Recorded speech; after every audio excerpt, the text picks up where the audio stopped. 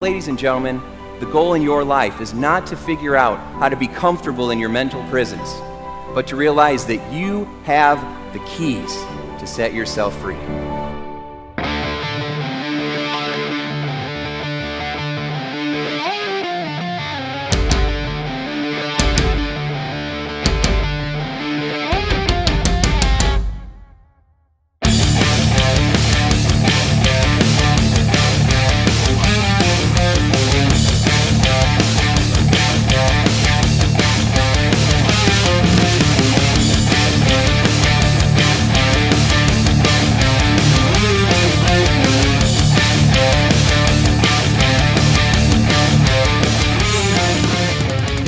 Welcome to How to Be Mesmerizing. Today we have an extraordinary guest. I am super excited to have Dr. FredMoss on the program. Fred, welcome to the program. It's great to be here. Thanks for having me. Really wonderful to be here.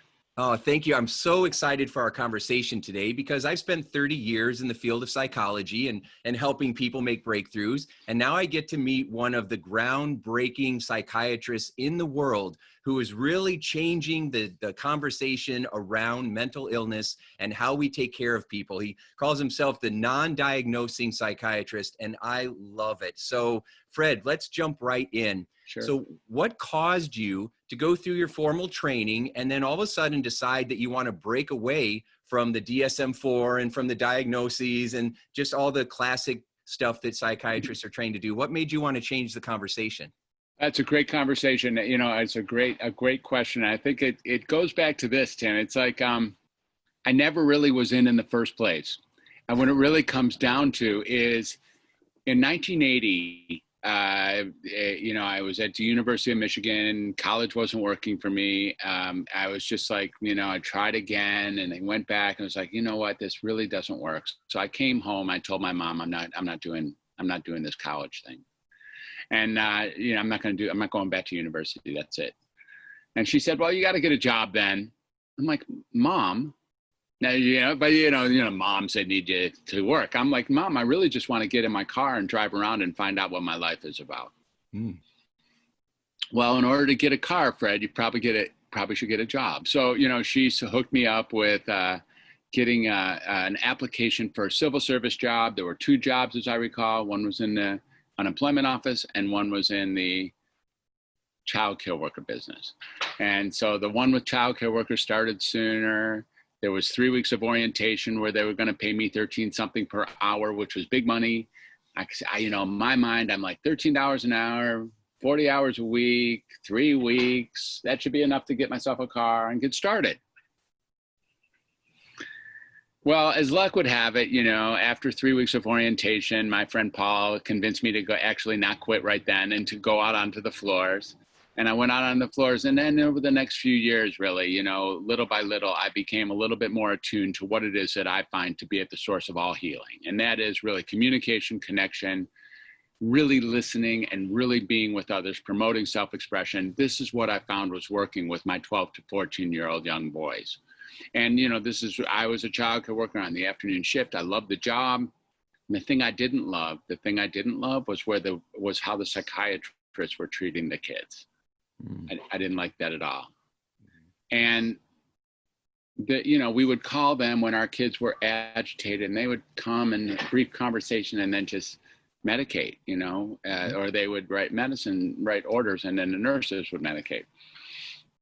And I just saw that was really a brutal way to go about dealing with children who were probably rightfully angry most of the time. Mm-hmm. So I decided to go back to school, really. This was big enough for me that I decided I was going to turn back on this idea. I wasn't going to go to school and I was going to go be a psychiatrist. And I went back to Wayne State over there in Detroit and finished my degree and stayed child care worker all the way through finishing my undergraduate degree, all the way through my medical school. And you could really say that I've been a glorified child care worker since 1980. Not a psychiatrist with formal training, but you see, preceding to that, really, I'm someone who wants to treat the kids right. And that just had me go in and get the conventional training over there at Northwestern University. I love Chicago, Illinois. Yeah, shout out to Chicago. And I had a great time with the city of Chicago when I was in medical school. And then came out and was in Cincinnati, had a big old practice, and really took on the conventional notion of what it meant to be a psychiatrist. So in fact, I really did become quite centralized and quite conventional, at least knowing the vocabulary in the middle of psychiatry, at least being respectable, non-dismissible by any psychiatrist and doing any kind of work in the field. And I have a CV, I think you've probably looked at it. It's kind of speckled and scattered all over the landscape of psychiatry. And really what I was doing more or less, Tim, was spending a year or two in different places looking for the one place that could work for me. But each and every one of them had like significant either flaws or difficulties, and off I went sort of in my Volkswagen going to the next place to find out what my life was about. And it was really just my CV got built over and over time, all the while just looking for a place where I could again apply what I now know, which is that communication, connection, being with others, creativity, self-expression, and listening are at the core of all healing, and not just in mental health, but in all healing, including some of the healing that we could certainly use right now these days. And I now find myself on a tail end, if you will, of that search, 40 years into the mental health field, 30 years after becoming a psychiatrist, really taking on creativity, connection, communication as a source of healing for all the people I come in touch with. I'm just giving you a big round of applause. That is so awesome that you saw a problem and then you decided to devote your life to solving it. So we could spend, the whole hour trading stories back and forth of what we've seen. I worked in hospitals too, inpatient, outpatient, kids that were kicked out of school, day programs at hospitals where kids were supposed to be there for a maximum stay of 6 months. And some of them had been there 3 years. I saw 11-year-old boys, this little boy, Brian, who was so over medicated. He would literally just sit there and drool, just heartbreaking. I remember I complained one time at one of the hospitals I worked at because I felt the same way. You want to connect, you want to care about the kids. And it seemed like if the kids got escalated, they just wanted to tackle them, tie them to a bed, stick them with a needle, or the psych nurses were using intimidation and making these kids feel small, which that's what they were experiencing at home. So where was the healing? And of course I would speak up because I have a big mouth and then I would get in trouble. And I'm like, what is that all about? Right? So I love that you took up the torch and decided that you are going to get us back to civility and back to being heart-centered and caring about people. And so that's just really awesome. So now, you're going through your day and you have this wonderful program called Welcome to Humanity. And it's really about coming back to listening and caring. So when you talk about being a non-diagnosing psychiatrist, how does that work? Somewhere along in the middle of 2000s, I had a couple thousand patients. I was in inpatient units, outpatient units, orphanages, methadone clinics, 3/4 houses and nursing homes and homeless shelters. And my practice was pretty vast. And I was medicating people because my life was becoming more typecast into just, people who sent people to doctors were just medicating people. And that's what my job was. I could see 4 or 6 patients an hour, and then we would bill insurance. I had a, pretty nice overhead with secretaries and files and, lots of notes as we were moving into the electronic record age. And I started to think that the medications that I was giving people were not making them better. And at the very best, were keeping them sort of the same or maybe just slowly deteriorating. And that was the best you could hope for. That was just like you had these conditions, and the best you could hope for is that you're going to get worse slowly. The worst that you're going to hope for is you're going to get worse quickly. Like those are the two genes. You're either going to get worse slowly. You have this thing for life. You're either going to get worse slowly if I'm good, or you're going to get worse quickly if we're not good. It's like, there's something just inherently ridiculous about this. And so I began to take people off of medicine really on my own. And as I did that, Tim, I found some miracles, which was that these diagnoses disappeared. That sometimes I would take people off their antidepressant, and not only would they be okay, but their depression would lift for the first time in 30 years. Or I would take people off I started being a little more bold and taking people off anxiety medicines, anti-anxiety meds, or antipsychotics, or even the anticonvulsants, or the medications for mood stabilization. And lo and behold, fairly reliably, these diagnoses would lift. The diagnoses would lift, Tim. People didn't have the conditions that they were being treated for. There was no inherent truth to the notion that they were having a condition that they needed medication for. In fact, I began to wonder if the medicines were actually contributing to the symptoms they were marketed to treat. Then I started to really wonder that. And I was all alone. I didn't know about a lot of psychiatrists who had done this. And I wanted to just go to the mountaintops and scream it, or shake my friends, or shake the social workers and psychologists, like, hey, you guys got to see this. Yeah. And they don't want to see it a lot of times. There's all the industry. The industry is completely built on perpetuation of the mental health condition. I mean, mental illness, completely built. Billions of dollars are committed to this industry being perpetual. Well, then for a while, I guess I was like, against medicine. I started thinking that medicines were the issue. And that really was also a little bit frightening for me, because I really saw that, well, this is an uphill battle. This is fighting City Hall, and it's kind of dangerous. And there's, I could end up getting, who knows what could happen if the big people saw that I was, had discovered trouble. It was only recently in the last couple of years, as I've been developing my brand, the welcometohumanity.net brand, that I really got to see that it's not the medicines that are the problem. It's really not the medicines that are the problem. And it's not the doctors that are the problem, or the DSM-4 that's the problem. These things are just, conditions of the game. The issue comes at the point of diagnosis. The issue comes because I have a skewed population of people who come into my office wanting confirmation that there's something wrong with them. When I, as an authority, then agree, yes, indeed, there's something wrong with you, it's kind of a relief. It's the only field in all of medicine that if you get a diagnosis, you're like, yay!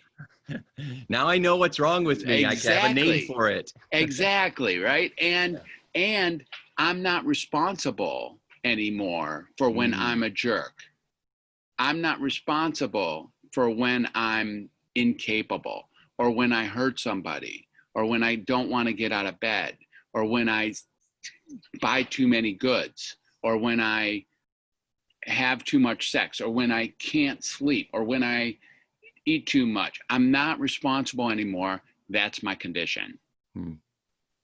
Now, with all due respect, because this often gets misheard, there's nothing wrong with that. I totally get it. If I can relinquish the areas of my life that I'm not comfortable about how I behave or how I think, if I can hand that off to a condition, or to you, I'll give it to you too. I'll do it in a second. I don't want to be associated with the parts of my life that aren't working. I don't want to, excuse me, I just assume take responsibility for the parts that are and hand off the parts that are not. And that's just human. So this isn't about like calling it fake, or, it isn't about that. It's like, I totally get why a diagnosis is a relief. It is. It's great. People are like, oh my God, doctor, thank you. Now I have bipolar for the rest of my life. Yay. It's like, what the hell are you talking about? Why is that an okay thing for you to take on, that you are going to chronically deteriorate for the rest of your life? The only thing it could be, it must have a really serious payoff. And the payoff is I get to relinquish responsibility for the areas of life that aren't working. So let me intercede real quick. So that is very powerful and very profound what you said. And I agree with you. And I think that what happens is that sometimes when you say you're taking responsibility, people feel like, well, you're just blaming the victim. Yes, You know, exactly. this is a biological thing that's happening, and you're telling me that I just don't want to take responsibility for my life. And that is not what you're saying. Not at What all. you're saying is that you might have this experience, you might have this thing that's going on with you. What are we going to do about it? It's not a Exactly. life sentence, and it doesn't mean that all of a sudden I don't have to take responsibility, right? So what Exactly. you're saying is it's time to get empowered just in a more effective way. Exactly. That's exactly right. What I'm saying is you have one life, and the times that you're uncomfortable, or the times that you're miserable, or the times that you experience what otherwise is severe pain, or uh, even unspeakable trauma, or those kinds of things. Well, it's still just life. It's still just life. And there's nothing inherently wrong with you. There's nothing inherently wrong with you. You are not your circumstances. Being depressed, being nervous, being anxious, having insomnia, or wanting to sleep all day, having trouble getting out of bed, or being confused, or being unable to complete tasks, or having moods that go from being very euphoric to extremely sad, and in a flip of a switch, or even hearing little noises in the back of your head telling you what to do or not do. Well, folks, it's called humanity. It's called humanity. 7.8 billion of us share that one. We all have that. And if we want to be honest with ourselves, we just call it different things when it's coming from us. You go, oh, my intuition, or, oh, I have that little committee, or and that's cool when I have it, because I'm cool. I got that. But if you have it and you walk into an emergency room, we're about to medicate you and send you into the inpatient unit and probably change your whole life and make you dysfunctional for all of it. Holy smokes. That's frightening. Because, yeah, when you were listing all those symptoms, I'm like, yeah, I've had that. I've done that. Yeah, I've done that. I Yeah. love how you say that, how, well, when I'm doing it, it's cool because I'm eccentric and creative. But when someone else is doing it, oh, they're mentally ill, So now I Yeah. know that, of course, I've had clients that I've worked with that, and I don't call them patients, right? I call them That's clients. good. Thank you. And so, yeah. And some of great. them have had some really strong conditions where they're really strong OCD, obsessive compulsive disorder, and things like that, really high, high highs and low lows, and we're being really messed with. And for some people, the medication, even with attention deficit, for some, the medicine really helped.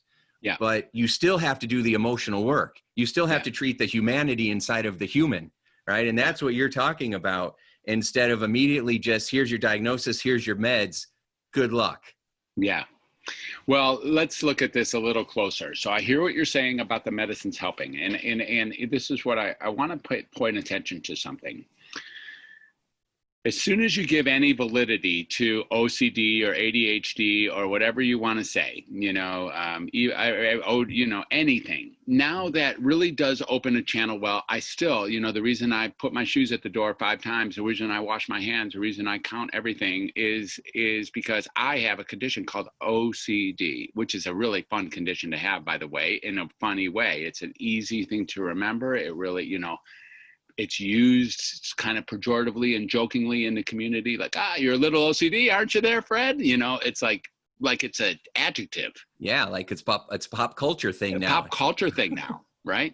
And so once it's given some validity, and the therapist or the counselor or the treating clinician gives it validity, then there's a space to continue doing it and be at the effect of it.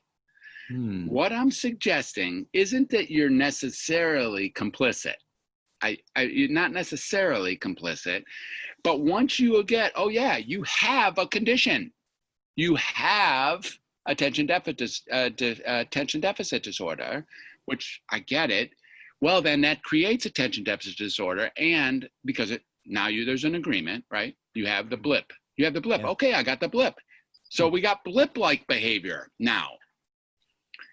this is something I'm still playing with, and I've been playing with it for thousands of patients, so I don't want to make the large claim on here.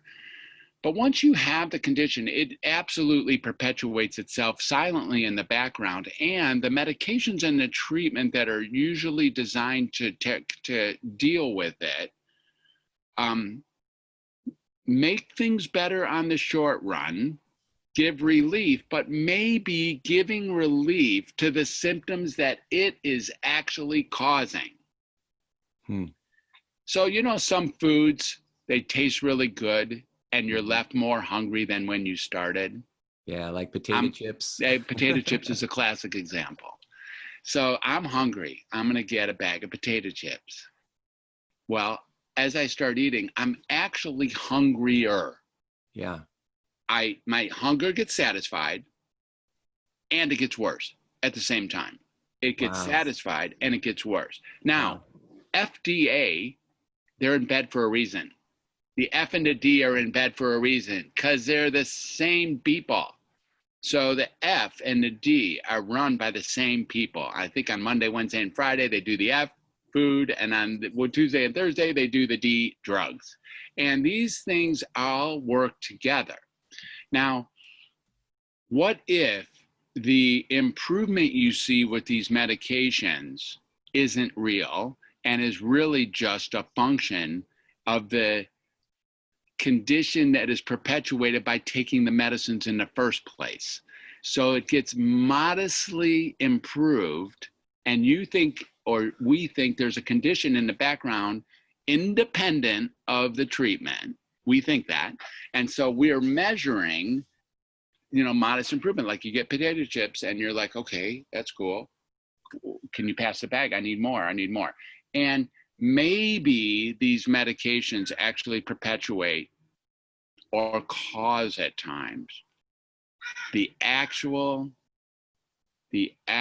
chemical imbalance that we associate with the condition in the first place. Yes, there's a chemical imbalance for sure.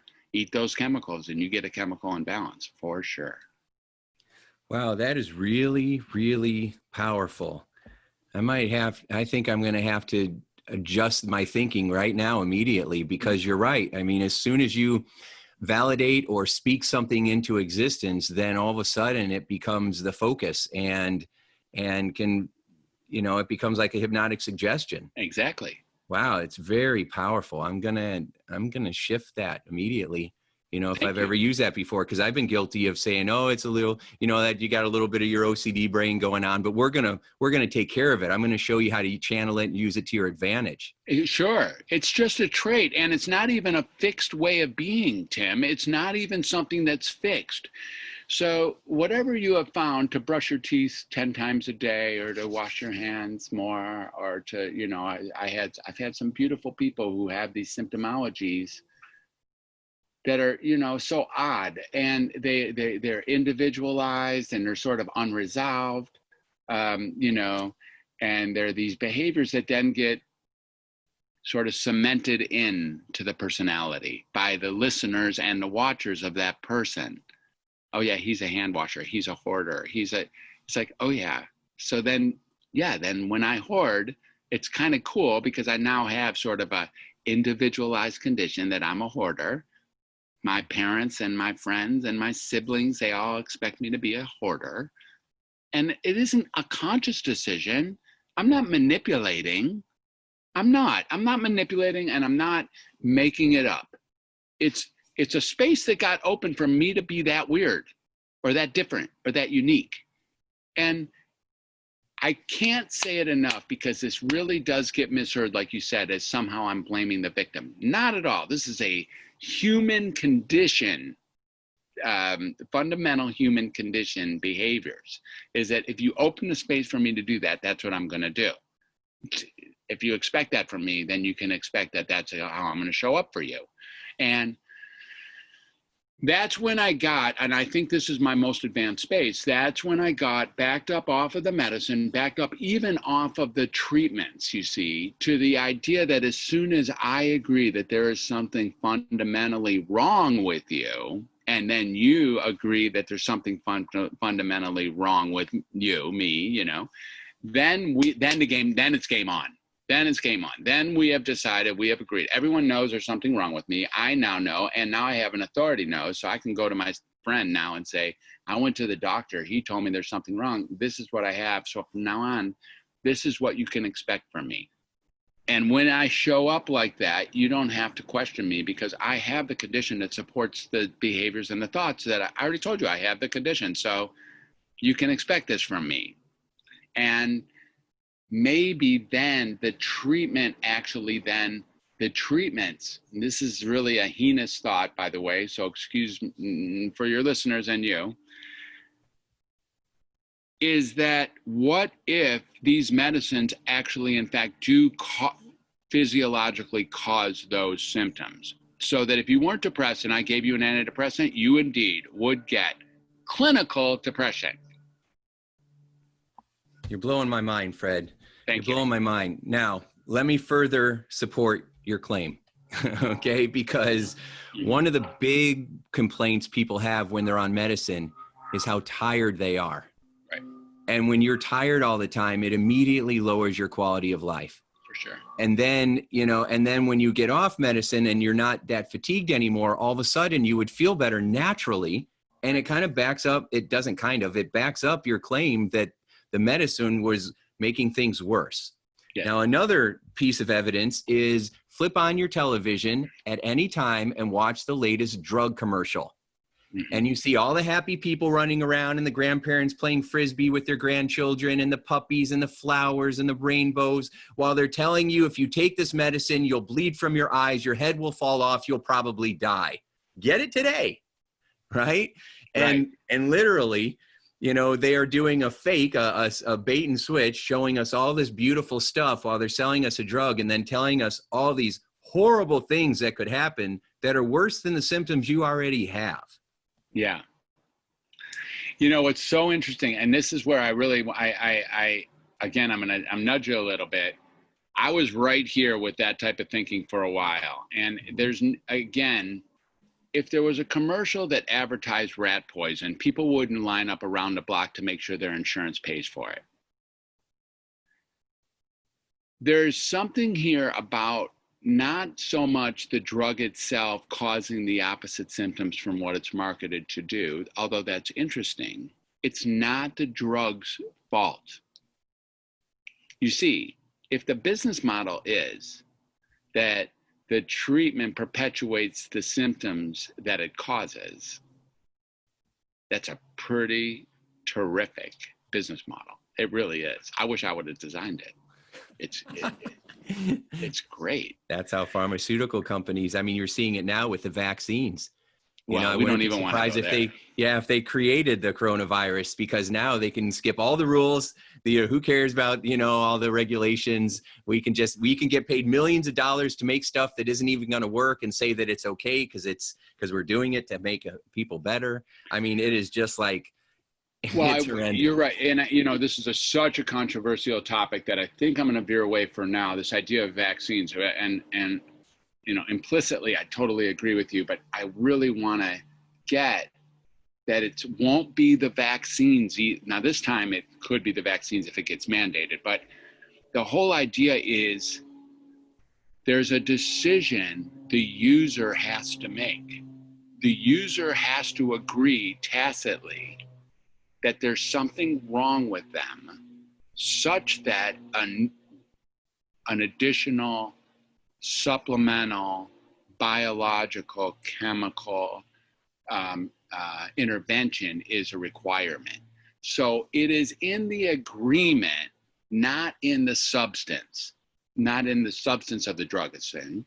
It's in the agreement that I think I am not whole, complete, or perfect, and that I need assistance by, it's actually ludicrous when you think about it, that somehow my life is going to get better by putting something packed into a little half-inch petrochemical tube into my mouth. It's just a ludicrous thought if you just take a second. And nevertheless, we're so sold on the idea of what I can get rid of these things in my life that leave me, profoundly uncomfortable and place it onto a condition or a medicine for that matter. Oh, the reason I feel bad is because I take medicine. Well, there's another question that sits right on the back end, which is, why do you take it? You can't blame the medicine for making you feel bad. That's not, you are one step too far down the river. Someone told you to take medicine, you take it, and then you blame it for the problems you're having. Hold on a second. Hold on, let's back up here. It's not the medicine. It's the fact that you wake up every morning and put it in your mouth. Yeah, I can have a 6-pack of Pepsi today because I just take more insulin and then I'm okay. Yeah, that's interesting. Yeah, that's another way to do it. And, you know, it's like, what makes, you know, and what if insulin actually causes blood sugar spikes? What if it actually causes the blood sugar spikes? What if it has nothing to do with the 6 Pepsis you had? What if I gave you insulin and you all, now they start measuring this thing they call blood sugar. Who knows what's really in that syringe after all? And what if insulin actually causes the symptoms it's marketed to treat? I'm not saying this is true, by the way, to the diabetic community. Please, we're only using this as an example. I'm in no way suggesting that I know this to be true. I'm outside of my range a little bit. But I'm asking it for a thought process, for a thought exercise. What if the treatment itself not only perpetuates, not only worsens, but in various situations actually causes the symptoms it's marketed to treat? So now you have a confirmation of the diagnosis that you thought you had, that had you think you needed to start the treatment. You will now have that condition confirmed by the treatment that was designed for the diagnosis you agreed that you had. So that is it's so brilliant. So let me make it real simple. I like to make things that might seem complicated very simple, because there's so much wisdom in here, Fred. You're blowing my mind. So 2 thoughts, right? You let me know if I'm paraphrasing you correctly. Okay. Yep. So the first thought is that, you know, it's not the medicine's fault. Medicines are designed to treat really symptoms. They're not curative. They're just treating symptoms. And what if taking these medicines create more of the symptoms, right? They actually make things worse. They're not actually making things better. So that's one idea. The second idea, which I think is even more profound, is that if you identify that you have this issue and you diagnose it, and then you have to take medicine for it, that you are literally, the thought process around it is causing more of the condition itself, that not taking responsibility for doing something to change your lifestyle, to do something to heal from the limiting beliefs of your past, to heal and let go of the resentment from traumas and injustices that you've been through. If you don't do the emotional intelligence work, that is actually what's causing the most amount of damage. Well, let's put it this way. I think you're really close. I'm going to do a little tweaking on a couple different things you said. Number one, I think that it's not even your fault if you don't heal. Like not healing, like not being entirely healed, it's also part of the human condition. You're going to have some bleeding spots, man. You're going to be hemorrhaging in different areas of your life. You're going to have things that just bug you from here until your tombstone. Mm-hmm. And it's really going to be that way. And it's whether or not you go with emotional intelligence or shooting heroin as your way of imagining it, it's not going to get all done in this lifetime. It's not. It's part of the human condition is that you're bleeding. You are bleeding. It is rough out here. There are points of life where it's rough. And whether or not you decide to, drink a bottle of Mad Dog every day, or do yoga and meditate in Tibet, it's all up to you. It's really all up to you. So it's not always true that healing through emotional intelligence is going to get you what you're looking for. It's not always true that healing through doing the work is going to get you what you're looking for. Some things will remain unhealed. I guess that's what I'm trying to say. Well, We Wayne don't have, Dyer, Wayne Dyer was a huge yes, thought leader about manifesting and spiritualism, and he died of cancer. And he says, I yes, never get sick, and yeah. so it happens. Yes, it does. And you really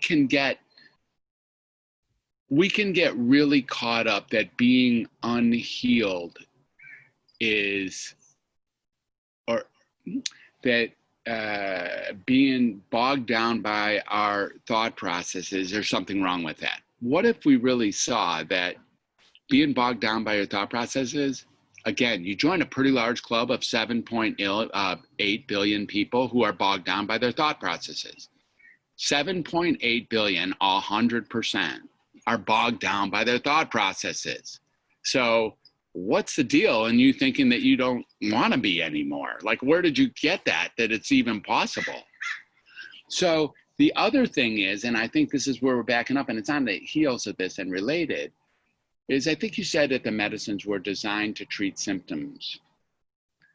What if the medicines were designed to be sold? And not designed to treat symptoms, but designed like, McDonald's, I'm loving it, or, what if the medicines, in fact, are designed to make sure that you continue taking them? The whole system is designed to make sure that you take them. As soon as you're on them, to start coming off, doctors aren't even given an algorithm to take you off medicine.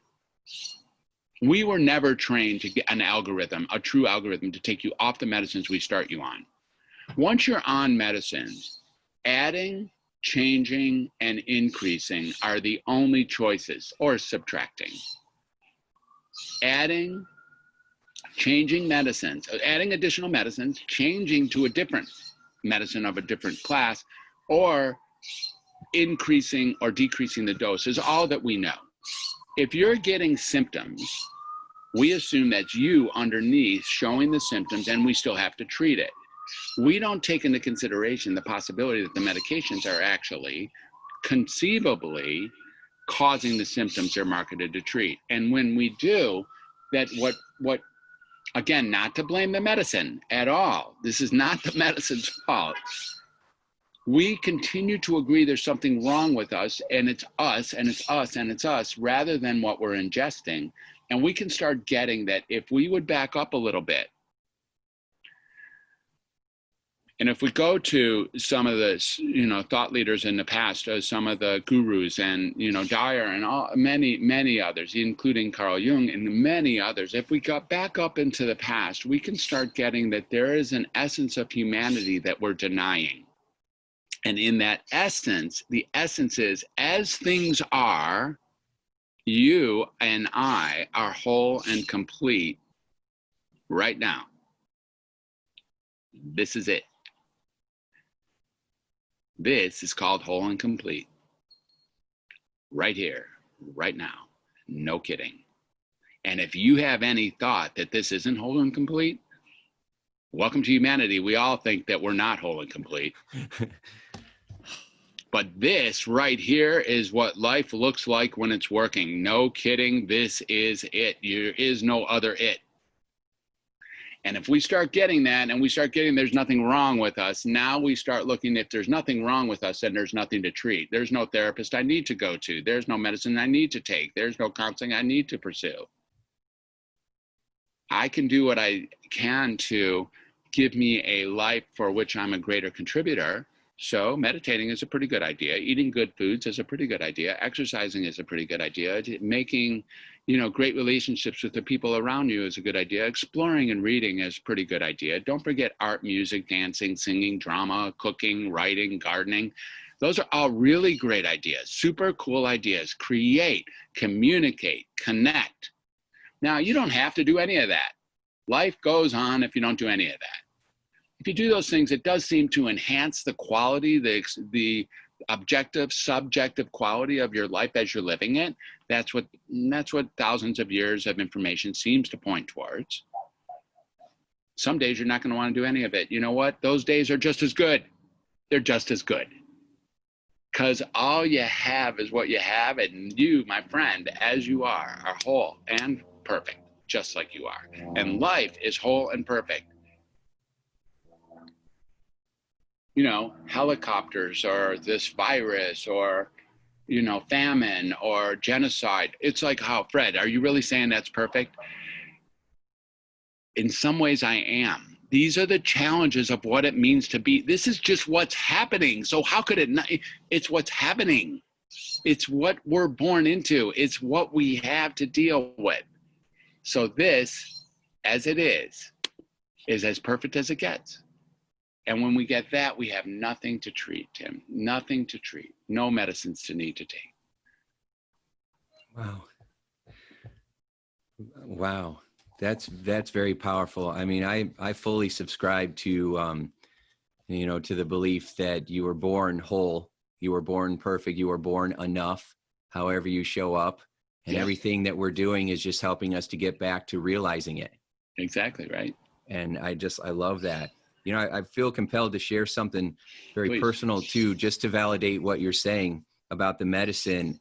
So for a couple of years, I was starting to get headaches, and every day a headache. And I thought, well, maybe it was, you know, because I'm on the computer all the time, right? And so I thought maybe it was that. So I got the LASIK eye surgery, you know, and try to get my vision right. And then I started wearing some readers every once in a while, and I'm exercising. I mean, I'm healthy, I'm strong, I'm happy. I feel really good. I'm blessed. You know, I have lots of #blessed, right? So I've created a really joyful experience that I call my life, even though you're right. There's days where I'm still like, oh, you know, right. there's the balance. Yet? Are we done yet? Yeah. No matter how good it is, there's something else that immediately shows up that says, okay, you know, it's not that great. And so, but I'm okay with the balance.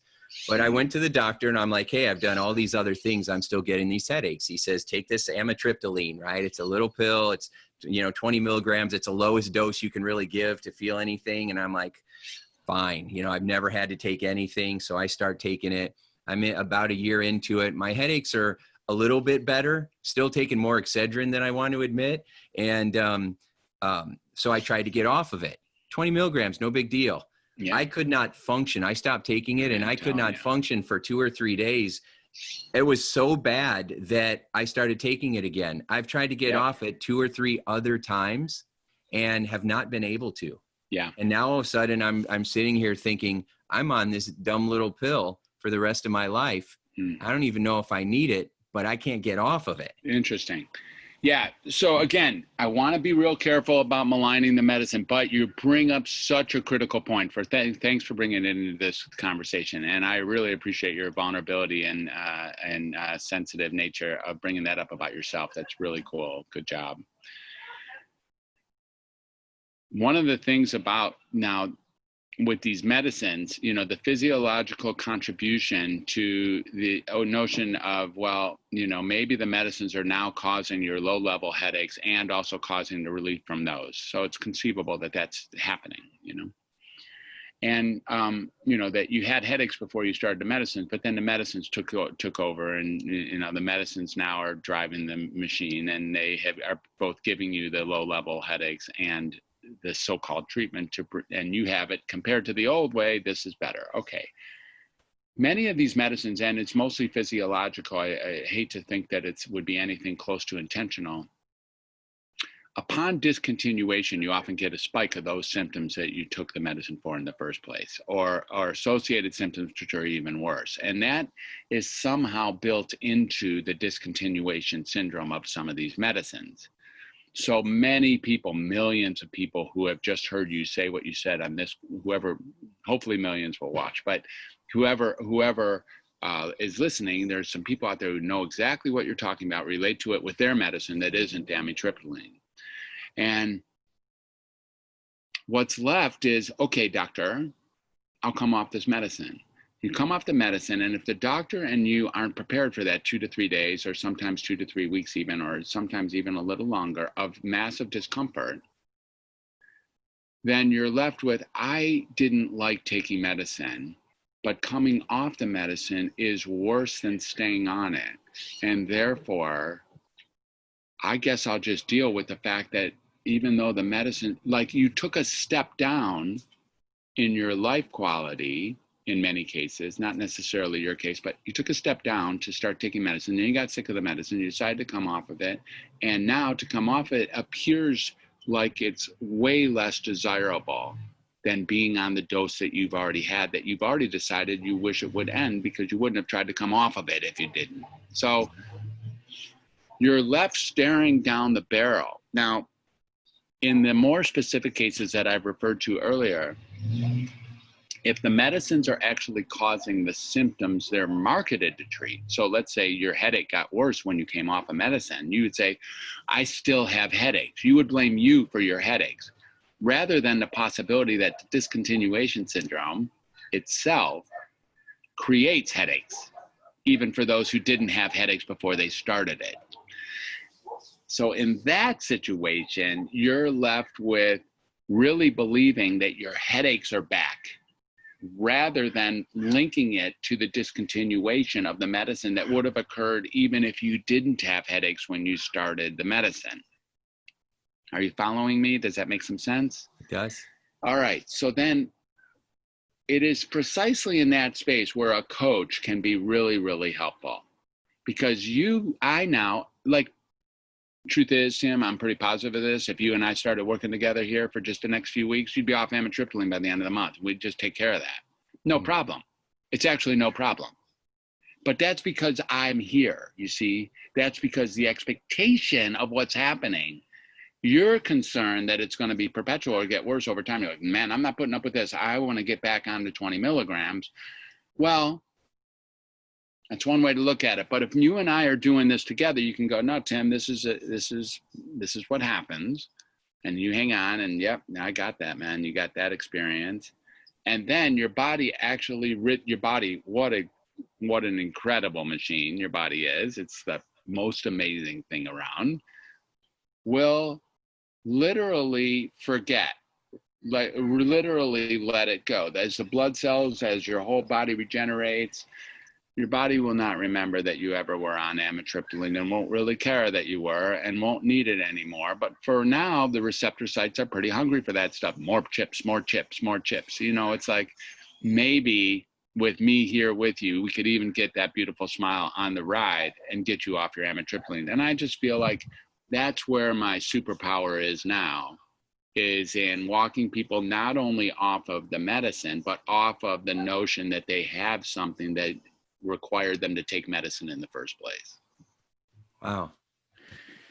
You know, that's exciting. It's so funny how, I'm always talking to people and sharing that message about how when you team up with a coach, all of a sudden the impossible becomes possible. That's right. And they help you look at things and notice things and have experiences and new strategies that, take your life to the next level. I had never considered it though with amitriptyline. And as soon as you said, if you were doing this with me, we'd have you off. And I'm like, sign me up. That's amazing. Cool. I never even thought that was a possibility. And I'm really hoping that as people are listening to this conversation, that this possibility, whatever your possibility is that you're hoping for, becomes possible for you. Right. That, because I really, there's so many nuggets of wisdom in what you've said, Fred. And one of them is that, we're already whole and that we're going through life and you're going to have pain no matter what you do. Severe sometimes, severe. Seemingly intolerable pain. It's really part of life. Seriously. Truly is. Yes. And in some ways, no, I love it. And in some ways, I use the metaphor that we are teapots, and we're built for the fire, life is the fire, the pain is the fire. Right. But we got to learn to cool ourselves off so that we don't hit that boiling point. Yes. And, and so many people have said over the years that you're going to have pain, but the amount of suffering that we have is optional. Exactly. That's right. And we can influence that. So even though, you're saying that things are happening, we're having pain and we are perfect and the world may be perfect just how it is, there's still things that we can do to improve the quality of our life. And that's coaching is certainly a powerful part of that, because now you don't have to figure it out on your own. Well, this is again, very well said. I think what you're saying here is, it's funny. I, after my 40-year venture, my sort of virtual ride into, like I told my mom, drive around and find out what my life is about.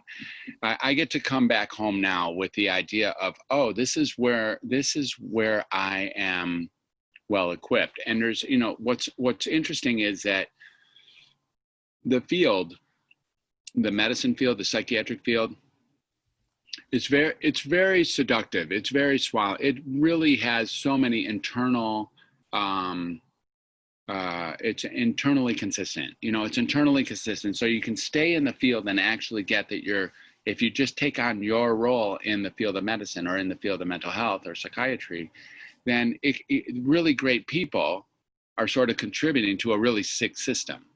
So really great people are doing their job perfectly and circumscribed in what they're doing.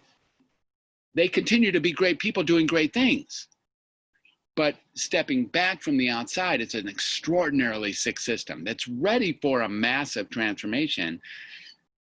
Like in the world of telehealth, which I've been a real ambassador for the last, as I think for the last 10 or 12 or 15 years, like this idea of psychiatry and psychology going through this transformation and having this type of communication be available. I need to tell you something. There's no way that you and I would have gone this deep had we been met in my office or your office. No way. There's no way. This is a function of being online. This is a function. These are steps that you and I took. We would never have come this deep had we met for coffee. No way. So what this allows for is going deep into issues and really looking for some inherent truths or untruths for that matter, things that don't work. So what's here is to really start looking at how mental health is subject to the conversations we use to describe it. Only subject to that. Now, before our talk, we talked a little bit about Global Madness, the project that is a potential. It's still up in the air, although I have to say I've had some great conversations in the last week or two about the possibility of really launching this thing to the moon, but can't really speak to that yet. So Global Madness's intention is to go around to various diverse, culturally diverse areas of the planet and see what they call mental illness, which is no way similar to what's even happening in a neighboring area. Like, what mentally ill is here is a shaman over there. What's a shaman over there is an institutionalized person over there. And the outcast, how the mainstream defines the outcast. And you may hear that we're really talking about some important issues right here in the United States right now, right today. Yes. How the mainstream defines the outcast is culturally specific. So Global Madness was, before all the travel restrictions, was to have me kind of go around and interview and learn about how mental illness and mental health are defined and dealt with in various areas of the world, various corners. We were on our way to Zimbabwe and Rwanda and Norway and Australia, because things are really quite different there. And if the conversation a broken arm is a broken arm in Tibet. The same broken arm that's broken in Little Rock, Arkansas, is broken in Tibet. It's broken. That's so not true with mental health at all. So since there is no firm definition of mental normalcy, there can be no firm definition of mental abnormalcy. So what we start getting is that the whole thing implodes. Everything implodes. It becomes really available for us to create new realities about what's normal and what isn't. And how about all of this being normal? No kidding. How about that? That's what I'm taking on. And so in this space of having the credentials of a psychiatrist or as a physician, an American physician for that matter, well-trained, Northwestern University, go Wildcats. And we really can there's an opportunity to transform this conversation. There's an opportunity to restore people back to empowerment when they were pretty certain that they were chronically on their way to a slow deterioration forever. There's an opportunity to back up a little bit to pre-diagnosis and erase the diagnosis altogether so the treatment is no longer necessary. No kidding. Like, no kidding. Wow. Yeah. You got to move forward with that project. I mean, that is just powerful. I'm already watching the special on television.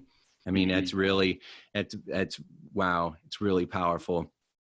It can give incredible hope to so many people who have felt like there isn't any for them.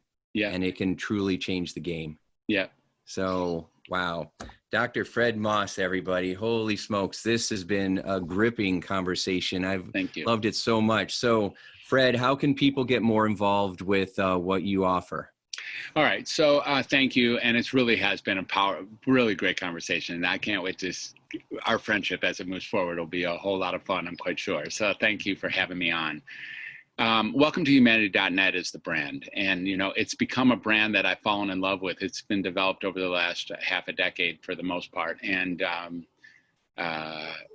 I love the name. I love what it is. It's like, be the brand. Okay. Be welcome to humanity. I can definitely do this. I could do this. And it's even like, you know, post crash or post, you know, breakdown, welcome to humanity is still going to be good. It's still going to be a good one. You know, it's going to outlast the universe. It's like, really? Welcome to you. Yeah. Yeah. Cause it's not something you're doing. It's who you are. It's a being. Exactly. It's who you are. This is you. Yeah, exactly. Isn't that great?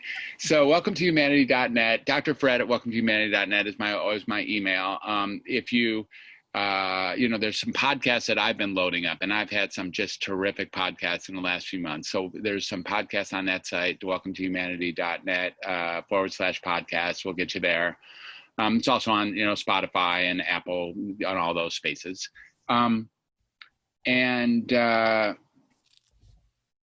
Right. I think that, you know, you can find me. I like hanging out on LinkedIn these days. I like LinkedIn a lot. I like about social media, all the social media networks. That's the one that is least paralyzing, at least for now, to me. The other ones, dude, really?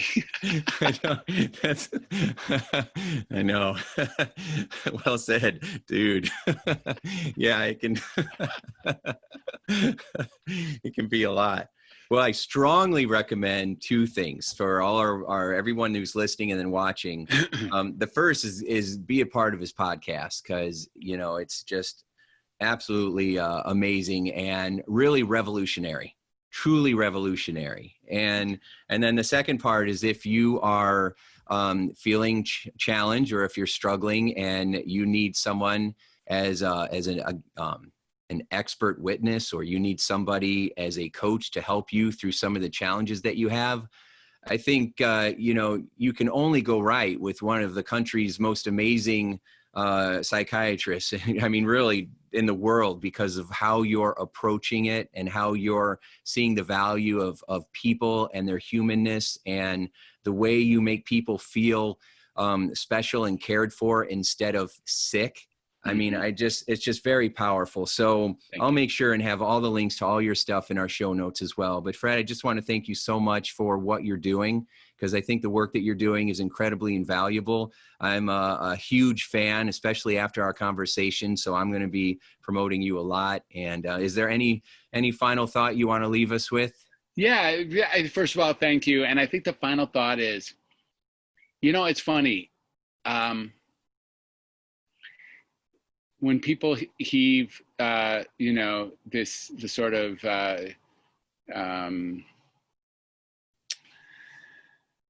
know, that I'm going to be, you know, tell me they're going to be a fan or something like that. It's kind of hilarious to me. And what's hilarious is you already know everything I'm saying. You know, this isn't busting new ground. It isn't really busting new ground. It's unveiling what's been true the whole time. So good. And so it isn't like I have to do massive research into high technology to get to where I got to. No, actually, it's like, wait, this has been true since we arrived. This has always been true. And so that's what makes this so fun. And the idea that it's somehow seen as revolutionary, it's irreconcilably absurd to me that that's how it goes, and I'm in. It's fine. You want to call that a revolution? That's great. I guess I'm a revolutionary, but hello, it's been here the whole time. So it's really fun. So thank you, and thank for your listeners, and it's been a deep pleasure.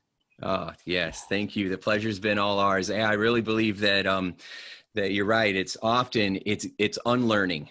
Exactly. It's unlearning and getting back to where we started before we got too full of ourselves. And, Exactly. and so, Exactly. Thank you, Fred.